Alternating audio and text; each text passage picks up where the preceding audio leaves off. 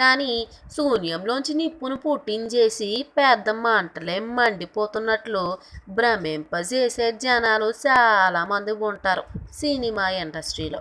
అప్పట్లో కిక్ 2 సినిమాకు సంబంధించి ఎన్నెన్ని రూమర్లు వినిపించాయో తెలిసిందే.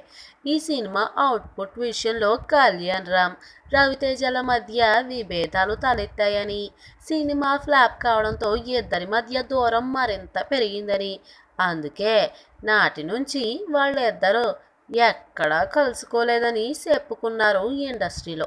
అయితే ఈ రూమర్లకు సోమవారం తెరపడింది.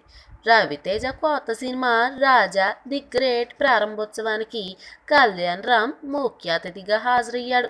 అతనే క్లాప్ కొట్టాడు కూడా. కళ్యాణ్, రవితేజ ఈ వేడుకలో చాలా సన్నిహితంగా మెలిగారు. మరోవైపు ఈ క్లాప్తో మరో రూమర్కు కూడా ఫుల్ స్టాప్ పెట్టాడు కళ్యాణ్ రామ్. ఈ చిత్రానికి దర్శకుడైన అనిల్ రావిపూడితోనూ కళ్యాణ్ రామ్కు పొసగట్లేదని అన్నారు.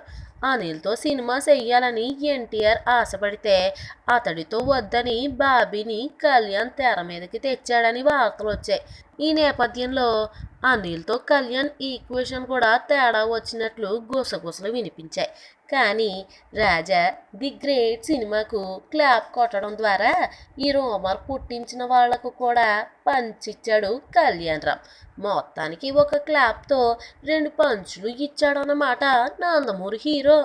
ఈ వీడియో మీకు నచ్చినట్లయితే సబ్స్క్రైబ్ చేయండి. ఫిలిమి స్టార్స్ బోలెడంత న్యూస్ బోల్డ్గా.